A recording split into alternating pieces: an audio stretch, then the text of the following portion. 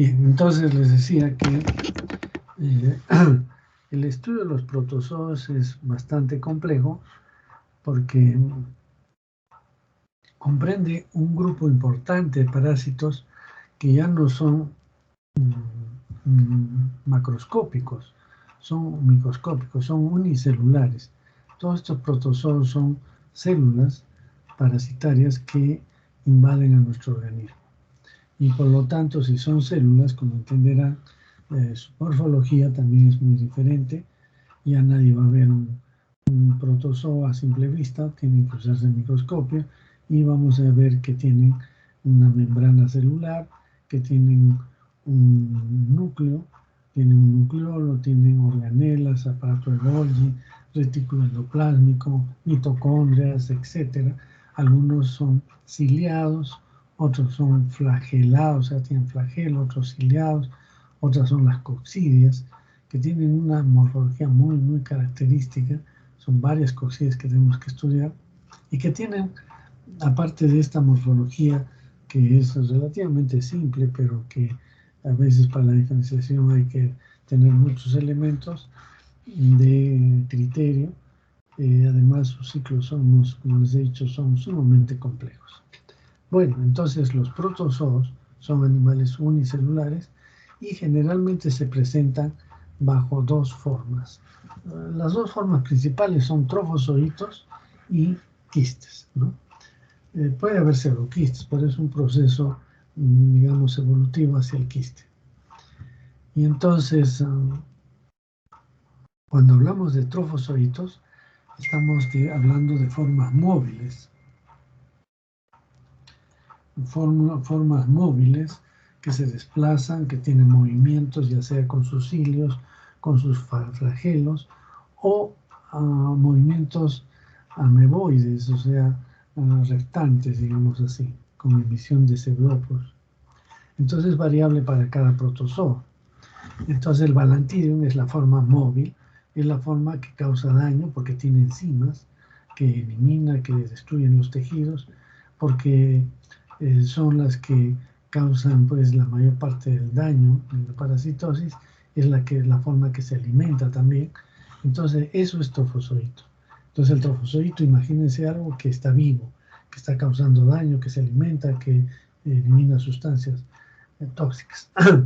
Mientras que el quiste, ya ahí la reproducción sí puede haber en algunos casos, es muy limitada, digamos, completa la reproducción que ya se produjo en el trofozoito, pero en otros ya no hay reproducción, simplemente son elementos de resistencia al medio ambiente y son los estadios de salida y también de infección, ¿no? Estadios de infección. Entonces, eso es lo que vamos a ver en estos capítulos. Normalmente empezamos con amebiasis. La amebiasis es una enfermedad muy frecuente en Arequipa, sobre todo. Tradicionalmente se conoce Arequipa como una zona endémica de amebiasis. Todavía se ven los casos de amebiasis pese a la mejora del saneamiento básico de la ciudad. Sin embargo, todavía lo seguimos viendo. Pero esta balantiasis es un tema muy amplio, con muchos detalles, y entonces necesitamos más de una hora para hacer esa clase teórica. Entonces vamos a hacer otro parásito que es otra parasitosis que es la balantidiasis o balantidiosis, también se dice, y que es más corta, es menos frecuente además, no afecta a mucha gente, por ello vamos a empezar con balantidiasis, ¿ya? Entonces, en la balantidiasis, Doctor. sí, dime.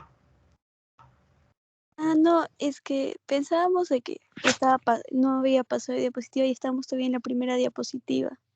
Esta fue la primera, ¿ya? ¿Está bien? ¿Están viendo este intestino? Sí, doctor. Todo sí se observa. Ya.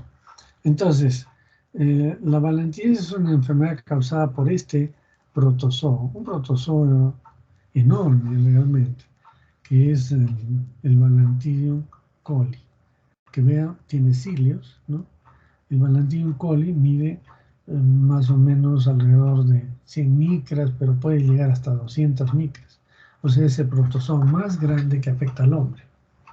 Este protozoo ya tiene algunas estructuras que ya dejan de ser como una célula, porque por ejemplo tiene una abertura oral, que es el citostoma, como que fuera una boca, citostoma, y tiene en la parte posterior otra estructura que pareciera la región anal, que se llama citopigio, ¿no? Entonces, como que ya está evolucionando a ya no ser una sola, simplemente una célula.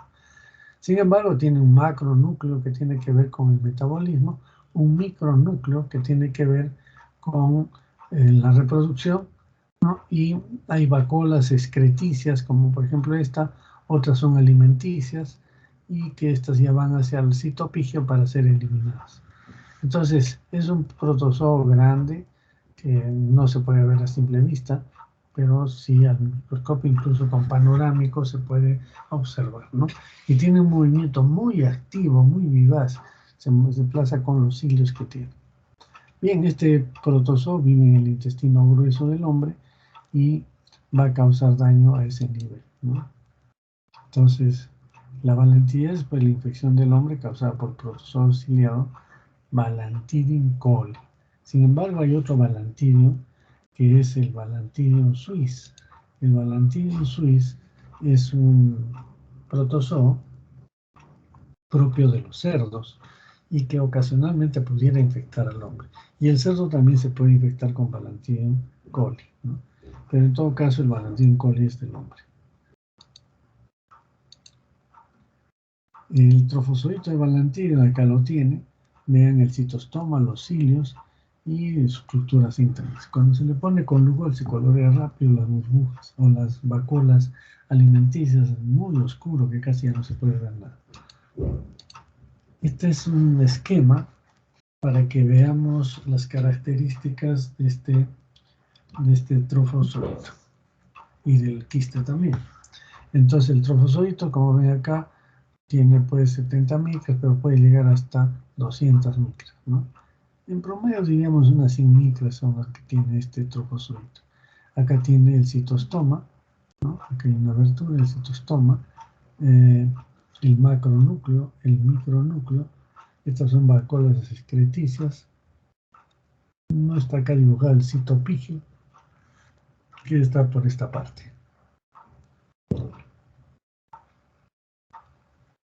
Esto es entonces el trofozoito. Este es el elemento que tiene enzimas proteolíticas, que hace daño, que se reproduce por fisión binaria, se parte así, o también se puede reproducir por conjugación, que quiere decir que se juntan dos trofozoitos, se pegan fuertemente, se lisa la membrana celular y hacen intercambio genético en la reproducción de ambos. Eso se llama por conjugación. Bien, estas son vacuolas contráctiles o retráctiles, pero ya son vacuolas excreticias que llevan las sustancias de desecho para ser eliminadas, mientras que estas son vacuolas alimenticias, ¿no? El quiste mide alrededor de 50 a 60 micras, es más pequeñito. Acá tienen un trofozoito, vean acá está el citostoma, los cilios. Este es un quiste, ¿no? Los cilios pues, se suelen ver por debajo de la pared quística. Y estos son trofozoitos que están invadiendo la mucosa intestinal. Vean, han destruido la mucosa. Y acá se ve con el núcleo, ¿no? Acá también. Entonces son trofozoitos que están invadiendo la mucosa intestinal.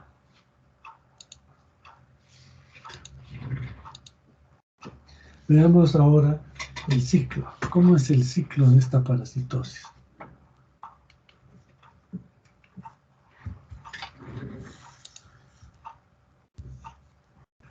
Mire, el estadio infeccioso para el hombre es el quiste.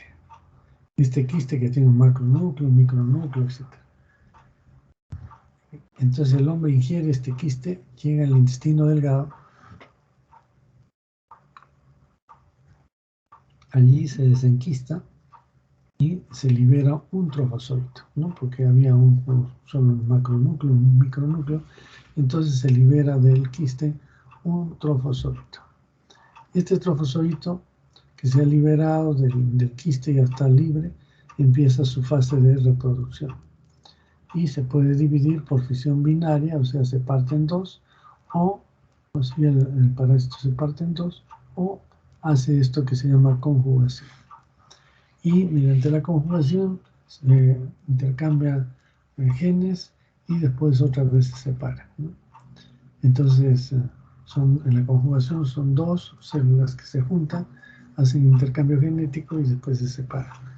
Y los trofozoitos ya tenemos acá, que están ahí en la luz del intestino grueso, y van algunos a enquistarse o salir con las heces como trofozoito. Entonces, por el fecalismo, vamos a ver que se pueden eliminar trofozoitos o quistes, cualquiera de los dos. Generalmente infecciones agudas es que se elimina trofozoitos. Si es una infección crónica, ya solamente salen quistes. Pero cualquiera de los dos puede seguir el ciclo biológico. Este trofozoito puede enquistarse en el medio ambiente. ¿Qué es lo que necesita? Lo que necesita fundamentalmente es un medio líquido. O sea, si las heces están líquidas y no se secan rápidamente, puede dar oportunidad que ese trofozoito se enquiste. Es el único protozoo que puede enquistarse en el medio ambiente. Pero si ya sale como quiste, ya están ambos listos para infectar, ¿no? ¿Y cuál sería el mecanismo de infección? Es a través de las verduras mal lavadas, frutas o agua, o a través de las manos también, que llegan los quistes, que es el estadio infeccioso para el hombre, para que se continúe el ciclo. Si un trofozoito es ingerido, no va a desarrollar, tiene que ser como quiste, ¿no? Bien, entonces, a ver, vamos a revisar qué tal se ha entendido acá, perdón. La balantides. ¿Cuál es la localización del balantido? A ver qué dice. Intestino grueso. Muy bien. Entonces, es el intestino grueso. Puede estar libre o dentro de la mucosa intestinal causando úlceras. Estos causan úlceras. ¿Cuál es el estadio de salida? A ver, ¿quién me ayuda? Trofozoito o quiste. Muy bien. Puede ser trofozoitos o quistes. Mecanismo de transmisión.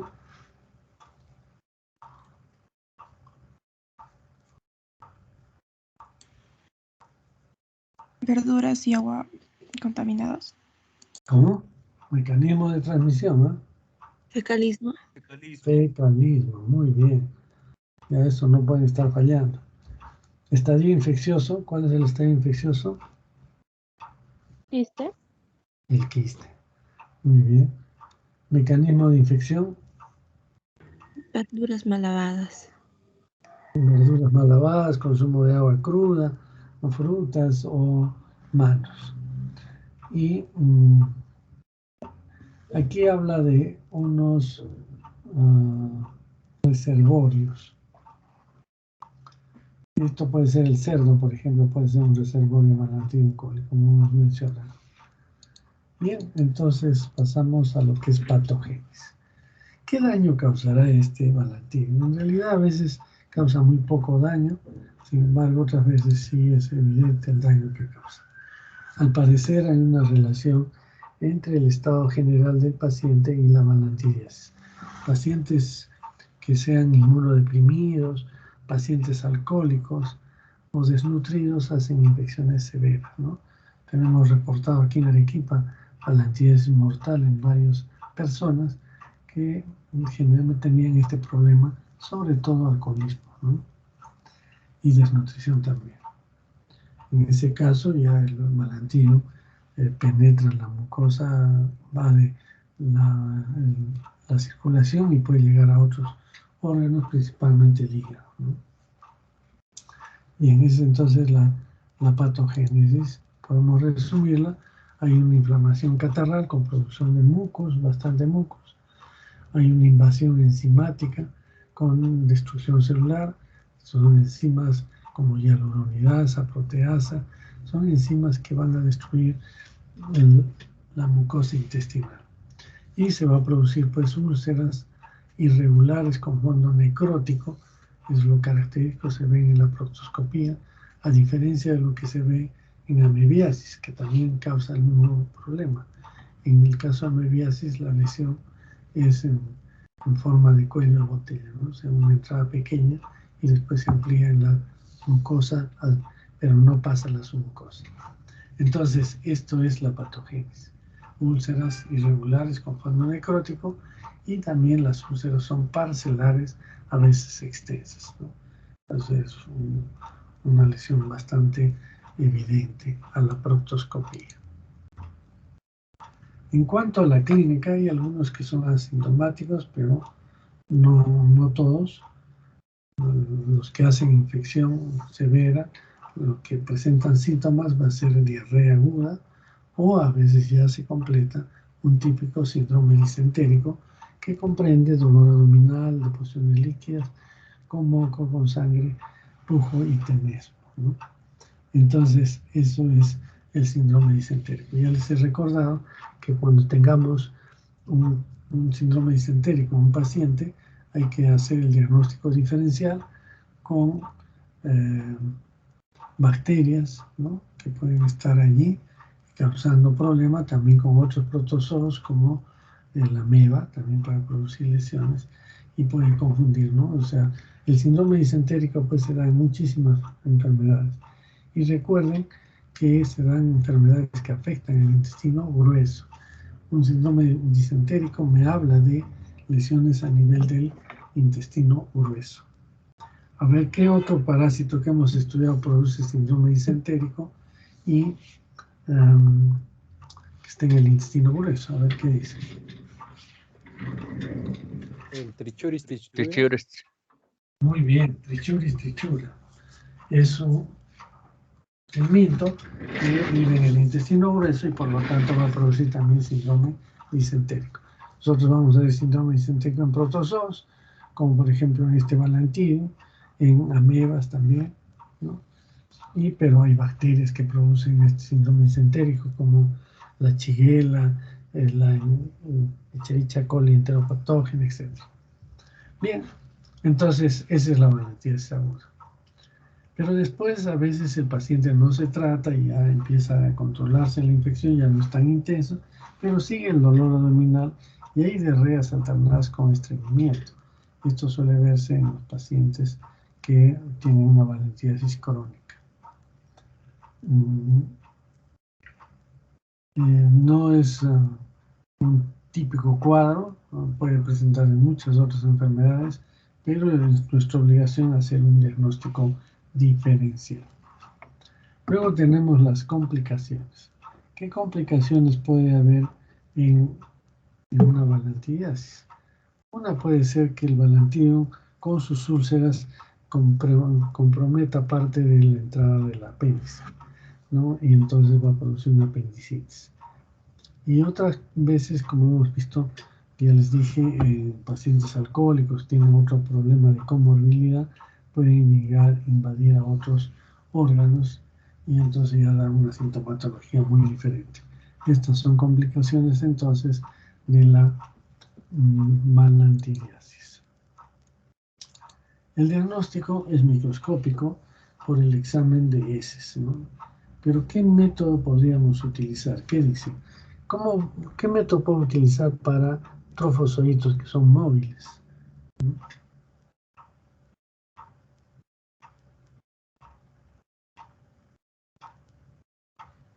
¿Qué dicen? Un método de examen. Berman en copa. Muy bien, el Berman en copa es el que se utiliza para formas móviles y sirve muy bien para estos trofozoitos.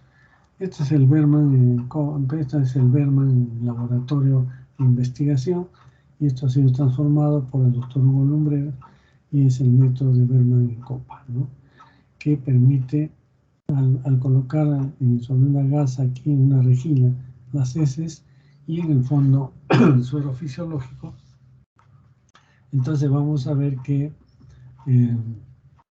esto se coloca, tacopa se coloca en una estufa a 37 grados, se secan las heces y los trofosoditos van a caer hacia el fondo del suero fisiológico. Y allí los podemos tomar con una pipeta y examinar al microscopio con un movimiento activo, muy rápido, con los cilios que los mueve y que los hacen tener un movimiento ágil, ¿no? También es una forma de hacer el diagnóstico, es la proctoscopía o la endoscopía, ¿no? Este es, lo que están viendo acá es una gastroscopía, una endoscopía alta, pero lo que nosotros estamos solicitando es una endoscopía baja, es decir, una colonoscopía o una rectoscopía, que es necesario para hacer el diagnóstico diferencial de síndrome disentérico, ¿no? ¿Y qué va a verse ahí?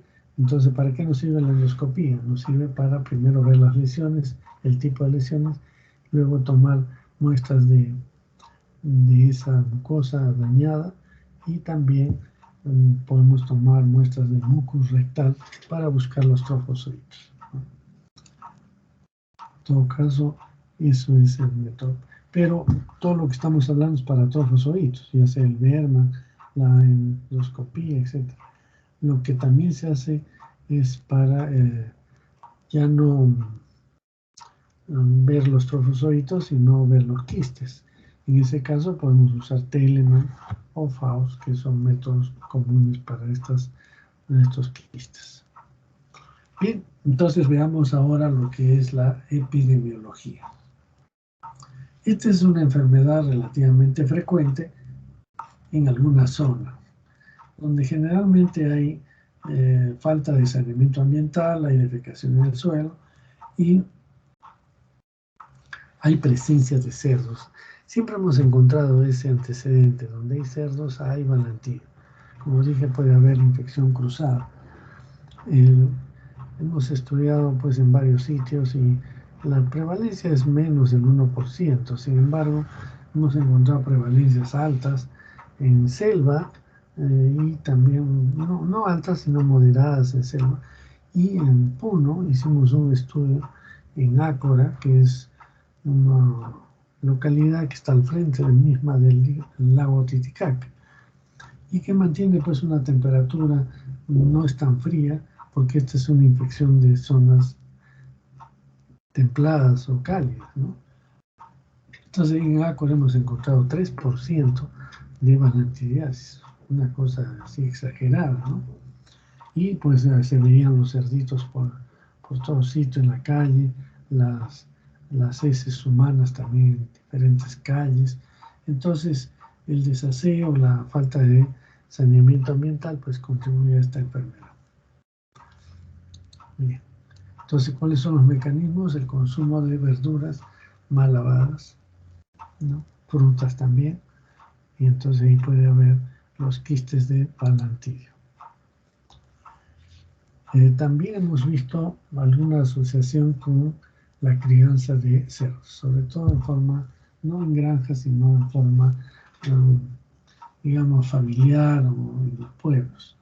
Y entonces ahí los cerditos pues caminan por todos sitios, se comen heces humanas y probablemente también se infecten y vuelvan a eliminar el mismo Balantidium coli, no el Balantidium suis, que es por los cerdos, porque se están infectando con heces humanas, ¿no? Entonces la gente que trabaja ahí puede sufrir la infección. Finalmente los niños que toman agua pues, de acequias o aguas sucias o no se lavan las manos y pueden llevar la infección a la boca. Como mecanismos de transmisión es el fecalismo, hemos dicho, y que sirve para controlar la enfermedad. Estos mecanismos de transmisión se dan pues en el campo sobre todo, y después es que estas heces son arrastradas por el agua hacia los terrenos de cultivo o hacia acequias, etcétera, ¿no? Donde puede ser ingerida esa agua. Vean acá, es una vivienda donde están los animales en el patio y acá puede haber pues transmisión con los cerdos también. Pero los niños no tienen pues, acceso al agua potable, tienen mucha dificultad para los servicios sanitarios y entonces es propia de estas zonas la enfermedad. En cuanto a la profilaxis, recuerden, si ustedes no quieren tener volantío, tienen que tomar agua hervida, que ya lo hemos repetido 18.000 veces. El lavado de verduras a chorro, igualmente, para eliminar todos los quistes que pudieran haber. El lavado de manos, igualmente, después de ir a defecar, cuando uno agarra el suelo, etc. Y también el uso de medidas de seguridad como mascarilla, guantes, para la gente que trabaja con cerdos.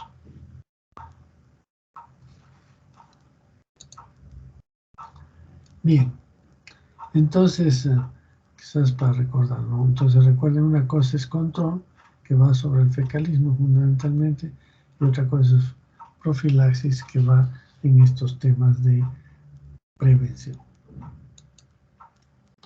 Bien, el tratamiento. El tratamiento se hace con drogas que realmente actúen más a nivel de la luz intestinal. Por ejemplo, esta paromicina. La paromicina es una droga del grupo de los aminoglucósidos, que se caracterizan porque no se pueden absorber a nivel intestinal, o sea, su uso es solamente parenteral. Sin embargo, esta droga, que es la paromicina, que también es un aminoglucósido, se ha preparado específicamente para el intestino, es decir, si no se absorbe, lógicamente no hay problema, pero actúa a nivel del intestino. Y por eso se usa la paromicina en el tratamiento de la balanitis, ¿no? Es bastante efectivo. Después hay otra droga que es el metronidazol. Como están viendo, ya son drogas que no se utilizan en el Miltos. En el Miltos hemos usado drogas que generalmente para los nematodos sí funcionaba un grupo, para los cestos otro y para los tremátodos otro. Aquí las drogas también pues son diferentes, como por ejemplo el Lumatin, que es una droga antibacteriana, ¿no? El metronidazol, que se actúa contra muchos parásitos y contra anaerobios también. Sin embargo, con el metronidazol hay que tener cuidado de, diríamos, hasta de 3 aspectos. Primero, que el tratamiento debe ser por 7 o 10 días, o sea, bastantes días de tratamiento. En segundo lugar, es que produce gastritis. Y entonces el metronidazol que produce gastritis va a tener pues problemas porque los pacientes no completan el tratamiento. Generalmente toman 1 o 2 días y como ya viene la gastritis, no les van a dar, no van a recibir todo el tratamiento completo, abandonan el tratamiento. Eso es entonces un problema. El segundo problema ya no es de la gastritis, sino que el metronidazol produce un efecto antabus o efecto disulfiram, que es el disulfiram es una droga que se utiliza como disuasivo para el tratamiento del alcoholismo. ¿Y por qué se utiliza así? Porque esta droga suele producir, cuando se ingiere con alcohol, sensación de muerte, dolor abdominal, falta de respiración, etc. Son manifestaciones pues que hacen que la persona ya no quiera tomar esta droga, pero si es que la toma con alcohol. Si no la toma con alcohol, no pasa nada. Y eso es lo que se aprovecha para el tratamiento de los alcohólicos. Entonces al alcohólico se le da una pastillita de este metronidazol durante, bueno, en este caso no este metronidazol, para el tratamiento del alcoholismo se da el disulfiram, ¿ya? Que es una droga especialmente para eso. Y entonces, pero es muy similar a los efectos indeseables de esta droga. Y entonces, al darle el disulfiram todos los días una tableta, el paciente no siente molestia, no tiene nada. Pero basta que tome alcohol, entonces va a tener sensación de muerte, náuseas, dolor abdominal, y ya no va a relacionarlo con el metronidazol, sino lo relaciona, no lo va a relacionar con el alcoholismo o con el alcohol, sino con el metronidazol. ¿Por qué? Porque, perdón, estoy confundiendo. El paciente recibe metronidazol todos los días. Bueno, no metronidazol, el disulfiram, para el tratamiento del alcoholismo me refiero. Entonces recibe una tabletita de disulfiram todos los días. Ahí no hay problema. Pero el día que él ingiera alcohol va a tener todo este síndrome, digamos, angustioso del efecto del disulfiram, pero por acción del alcohol. Entonces, el paciente, si ha estado recibiendo esta pastilla todos los días, no le ha causado nada, solo cuando toma alcohol le produce estas molestias, entonces le atribuye al alcohol estos problemas de este síndrome que causa pues el disulfiram. ¿Me entiende? Entonces, ya no quiere tomar alcohol y sigue con sus pastillitas que se les da. Entonces, ¿para qué les hago el comentario de esto? Porque cuando ustedes den metronidazol a un paciente, tienen que recomendarle que no va a tomar alcohol, porque le viene el efecto antabús, el efecto disulfiram. Entonces, no debe tomar alcohol durante el tratamiento. Entonces, es otra dificultad más para el uso del metronidazol, ¿no? Primero, que produce gastritis, y que eso se puede corregir con drogas especiales para la gastritis, o el efecto disulfiram que sigue no se puede prevenir. Entonces tiene que evitarse el consumo de bebidas alcohólicas. Pero es efectivo, el tratamiento del metronidazol es efectivo contra estos protozoos. La mayor parte de protozoos que vamos a ver, intestinales, se trabaja bien con metronidazol. Y luego tenemos la tetraciclina. La tetraciclina es una droga que también es antibacteriana y que tiene la particularidad de que actúa muy bien a nivel del intestino. ¿Cuál es el problema de la tetraciclina? Es que no se puede usar en menores de 12 años. ¿Por qué? Porque la tetraciclina se fija a nivel de los cartílagos de crecimiento de los huesos y también a nivel de los dientes, en la pulpa dentaria, de tal manera que a los dientes les da un color negruzco, ¿no? Entonces, preferible es evitar el uso de la tetraciclina en menores de 12 años. Incluso hasta 15, yo diría, pero si yo puedo utilizar la paromicina, el metronidazol, prefiero dar estas drogas para niños. Bien, entonces este sería el tratamiento para esto. Cualquiera de estas drogas funcionan bien y, como digo, el metronidazol lo vamos a utilizar para otras drogas, para otras parasitosis causadas por protozoos, como es amebiasis, giardiasis, tricomoniasis, etc. Bien, ¿alguna pregunta en relación a este tema?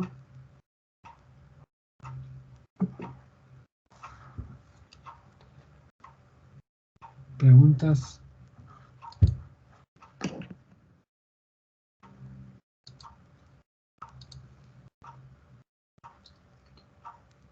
¿No hay preguntas?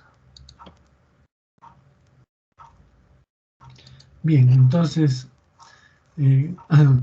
como les vuelvo a insistir,